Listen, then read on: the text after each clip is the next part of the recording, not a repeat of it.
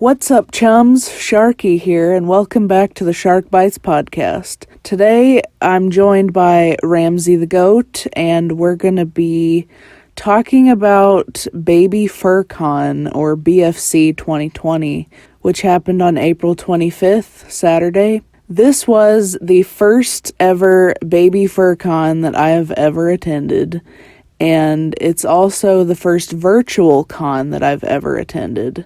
And I have a lot of things to say about this con, mostly positive, but just a few things that could be improved. Before I get into it, I want to give a big thank you to all of the admins and hosts that put this thing together. Like, we could not have done it organized without all of you. And if you're listening to this, thank you so much. And let's get on with the review. My likes about this con, it was very convenient because it's all online. All you really need is a phone or a computer. I used my laptop for this, but I think some people were on a phone. It was also very inexpensive. Like, the ticket cost was only like $15. A lot of people had coupon codes, including myself, that you could use for like 30% off your ticket. So it was reasonably priced, and you didn't have to travel anywhere, so you don't have, the hotel cost, and, for $15 for a good weekend, like, that's not that bad. It was pretty easy to attend, and it was mostly user-friendly. The host did put together 2 meetings on Zoom. This entire con was streamed on Zoom, which is kind of like Skype, but I like it a little more than Skype. But they put together 2 meetings of like technical support and troubleshooting and how to use Zoom, and that was very helpful. I had only used Zoom very little before this con, and I really feel like I learned a lot about the streaming service, and I feel like it was easy enough for people to learn how to use it, like, on the fly. I also liked the creative freedom that the artists had. They had a lot of featured artists in their artist alley, and we could pretty much do whatever we wanted, which was kind of nice. I was very honored to be one of their featured artists, and I did my own art stream on Zoom where, like, they let us play music, and, like, we could draw whatever we wanted. We could work on commissions, which I'll get more into that in a second, but it was just really, really nice. And going off of that, they had a variety of different artists that had like different styles. Most of it was baby fur art because it was a baby fur con, but they had people that have been in the baby fur community for like over 20 years, as well as new artists like myself. Although I'm not really new, but I'm newer to the baby fur community. They also had a variety of traditional and digital artwork, which was really nice to see. I was concerned that it might be all digital artists, but I was glad to see that there were quite a few traditional artists as well. There was also a lot of variety with the panels. Some of them were like really chill and laid back and just like a hangout stream, and then others were like presentations, and they actually had more interaction with the attendees, which was really fun.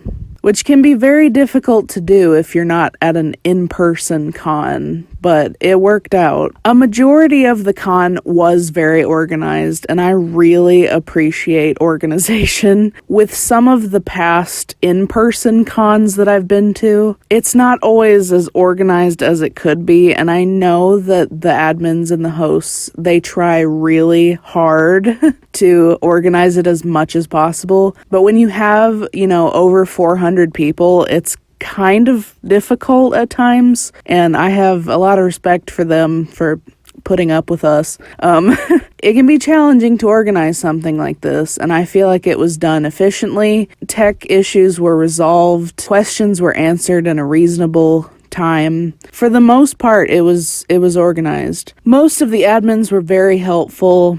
I really liked how they had admins in each of the artists panels so that they could help them, like what button do I need to push? How do I stream my screen? How do I show my sketchbook, like all of that stuff. They were very helpful with that for the most part. I was kind of used to streaming my artwork, so I didn't need a whole lot of help, but it was nice that it was there in case we needed it for any reason. Last thing that I really liked about this con was, despite being an 18 plus con, you had to be 18 or older to attend this. 99% of it was safe for work. A lot of people were, very modest with how they dressed, because we were allowed to wear diapers and wear ABDL gear to this, but everybody kept it safe for work, and I'm really glad to see that. I think that was one of the things that concerned me about attending an 18 plus con as well as a Babyfurcon. There are things about baby fur that is kink related and is fetish related, so I was put off at first, but I was pleasantly surprised that it was safe for work, primarily. Thank you for that. I loved Marcy's panel and how it was set up like a how to draw. It was just really peaceful and neat getting to sit there and see how she drew and trying to follow along. And I got some really good tips that I've been using and have been helping me a lot. The art trade panel I went to was okay. I do like that they had Disney music playing, and it was neat getting to see people draw and getting to switch between screens, but I didn't participate, so it wasn't really for me. I do like how they had it on Zoom and how the schedule was set up. It was really easy to switch between panels. Okay, so now I'm going to get into some of the dislikes about this con. So, like I mentioned before, most of the admins were very helpful. The admin that was in my art stream, I think I had asked for help playing music, or I had one question that they weren't very helpful with. They weren't as engaged or encouraging others in the stream to engage as much as I would have liked. I did attend some of the other artist panels, and it seemed like their admins were more in the moment,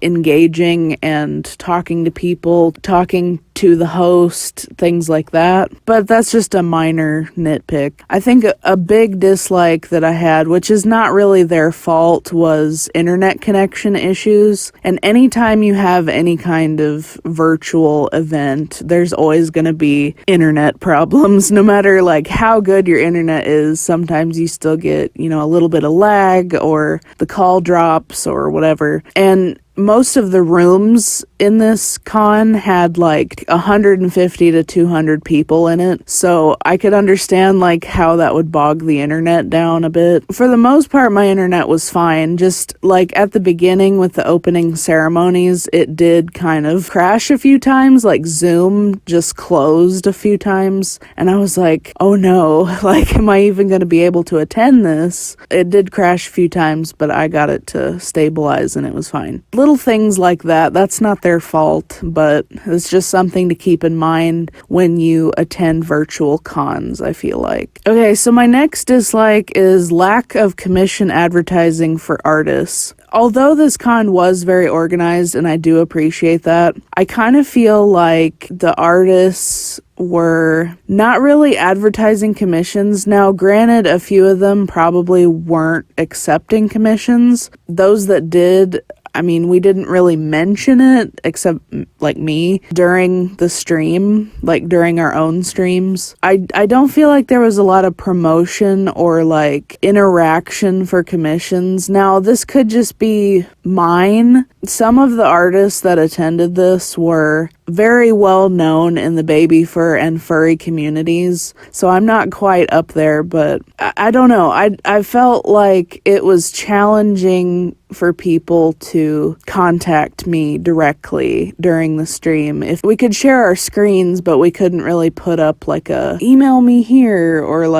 it was all in a chat box, which got flooded and, was hard to manage at times. So I kind of wish they would have had had maybe like a little banner where you can check out our other stuff, or if you want to commission. But I feel like that would have helped artists out quite a bit. But again, just, a little nitpicky thing. Next is like some of the events overlapped too much. I missed an entire panel that I really wanted to go to because it overlapped right in the middle of the artist panel that I hosted. So I didn't get to see any of it, and I was kind of disappointed about that. I understand that happens at in-person cons a lot. The last few cons that I've attended, being GFM and IFC, that always seems to happen.